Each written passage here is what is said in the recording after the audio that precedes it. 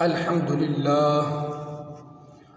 لله رب العالمين والصلاة والسلام على سيد الأنبياء والمرسلين أما بعد فأعوذ بالله من الشيطان الرجيم بسم الله الرحمن الرحيم قال الله تبارك وتعالى في القرآن المجيد والفرقان الحميد إن الله وملائكته يصلون على النبي يا أيها الذين آمنوا صلوا عليه وسلموا تسليما اللهم صل على سيدنا ومولانا محمد وعلى آله وصحبه سيدنا ومولانا محمد وبارك وسلم وصلوا عليه۔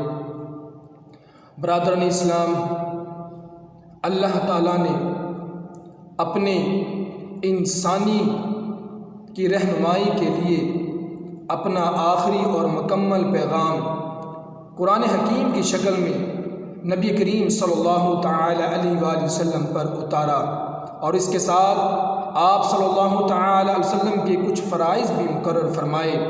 پہلا پیغام کا پہنچانا اور دوسرا پیغام کی تشریح و تعبیر کرنا۔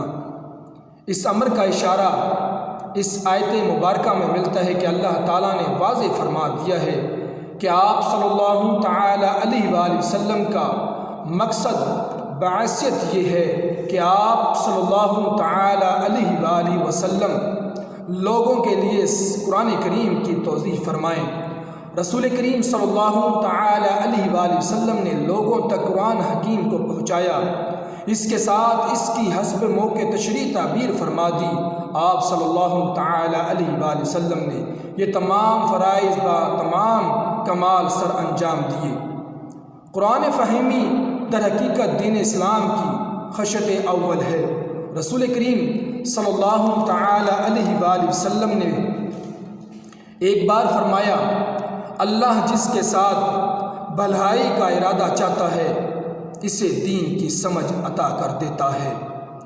حضور صلی اللہ تعالی علیہ وآلہ وسلم ہی تھے جنہوں نے وحی الہی کی روشنی میں عقل و فکر اور اجتہاد کو استعمال کر کے اسلامی دعوت کی تعظیم کی، لوگوں میں حقائق تک پہنچنے کی صلاحیت اور استطاعت پیدا فرمائی، انہیں اس بات کا خوکر بنایا کہ وہ کسی بھی مسئلے کی تہ تک رسائی حاصل کریں اور ان کی حقیقت کو جانیں۔ آپ صلی اللہ تعالی علیہ وآلہ وسلم نے لوگوں کو الوحیت کی حقیقت، وجود اور اس کے پس پردہ اسرار و رموز کا فہم، انسان کی حقیقت کا ادراک، اس کے مقصد و وجود سے آگاہ کیا، اور یہ پورا مرحلہ مؤثر عقلی منہاج اور دلائل کے ذریعے بھی مکمل فرمایا۔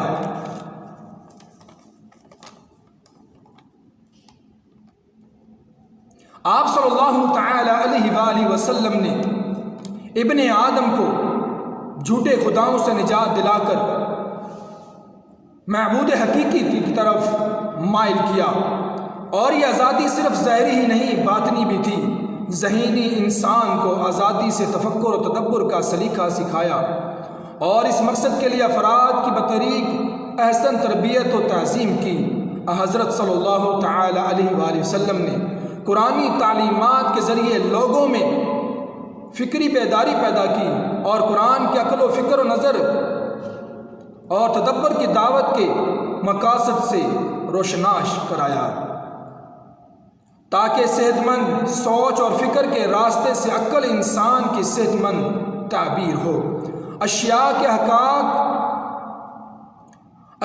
حقائق کے علمی مہرانہ اور تمام پہلو کو محیط مطالعے کے راستے موجودات کے اسرار اور رموز کا ادراک ہو، خالق حقیقی کے وجود پر ایمان مستحکم ہو، اور زندگی کی ہر حرکت میں اس کے لیے مخلصانہ عبودیت اور بندگی کا اظہار ہو۔ تعبیر کائنات اور تعمیر حیات میں پوشیدہ حق و عدل کی بنیادوں پر زندگی کی تعمیر و تشکیل کی جائے۔ اسلامی دعوت کے اولین دور میں سب سے زیادہ مباحث اور استفارات پیش آئے، اسی لیے کہ یہ ایک نیا دین تھا اور ہر نئی چیز آسانی سے قبول نہیں کی جاتی۔ اسی طرح اس نئے دین کا مزاج ایسا تھا جس نے لوگوں کے سامنے مطالبہ رکھا کہ اس کے اصولوں کو وہ اپنی عقل پر ہی رکھیں۔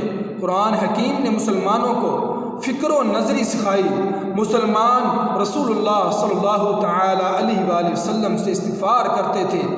اعتقادی تشریح یا اخلاق و امور کی تفہیم میں عقل انسان کے استعمال پر زور دیا جاتا تھا۔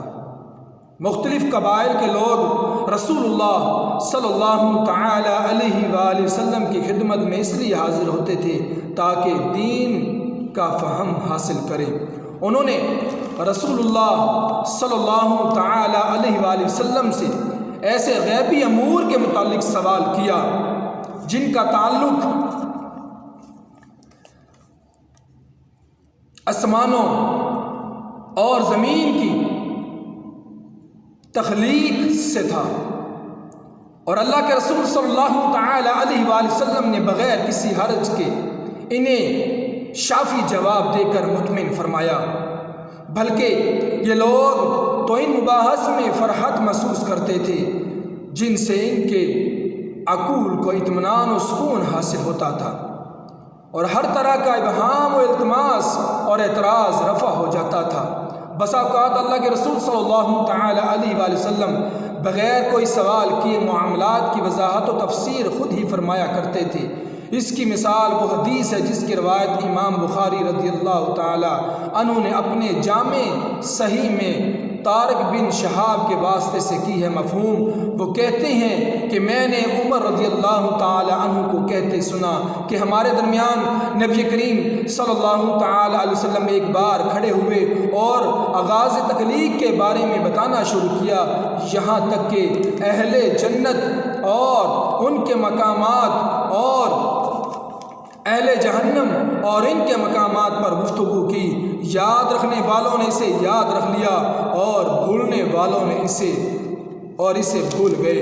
صحابہ کرام کی فکری تربیت کرتے ہوئے نبی کریم صلی اللہ تعالی علیہ وآلہ وسلم اپنی گفتگو میں ایسا پیارا انداز اپناتے کہ لوگ آپ صلی اللہ تعالی علیہ وآلہ وسلم کی باتوں میں غور و فکر کرتے۔ آپ صلی اللہ تعالی وسلم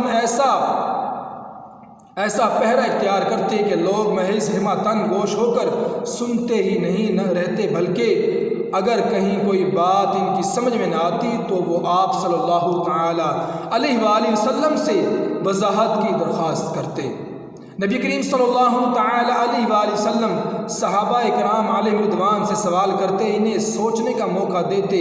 اکثر اوقات ایسا ہوتا کہ صحابہ کرام علیہ رضوان خود ہی درخواست کر دیتے کہ اللہ کے نبی صلی اللہ تعالی وسلم ہی اس سوال کے حقیقی جواب سے آگاہ ہیں، اس لیے آپ صلی اللہ تعالی علیہ وآلہ وسلم ہی اس کا جواب مرحمت فرما دیں۔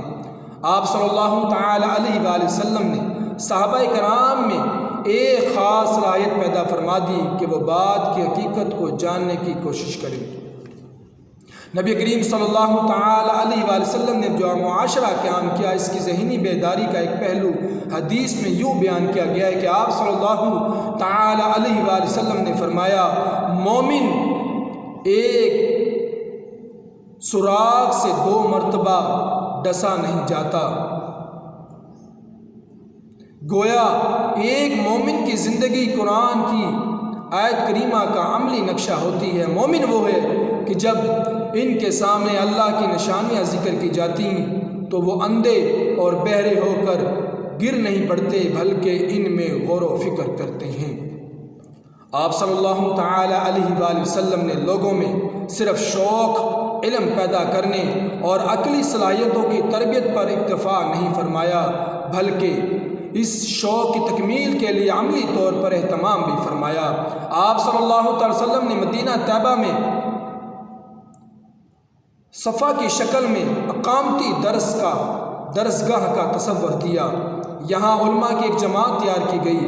نبی کریم صلی اللہ تعالی علیہ وآلہ وسلم نے ان حضرات کو ہمہ وقت طالب علم بنا کر اپنی زندگی کا ایک ایک لمحہ دکھا کر انہیں علم دینے کے ساتھ ساتھ ان کی فکری عملی تربیت فرمائی۔ بلا شبہ نبی کریم صلی اللہ تعالی علیہ وآلہ وسلم نے عقل و شعور کو بیدار کیا، لوگوں کو احساس دلایا کہ اللہ نے انہیں عقل و شعور جیسی عظیم نعمت عطا کی ہے، اسے کام میں لایا جائے۔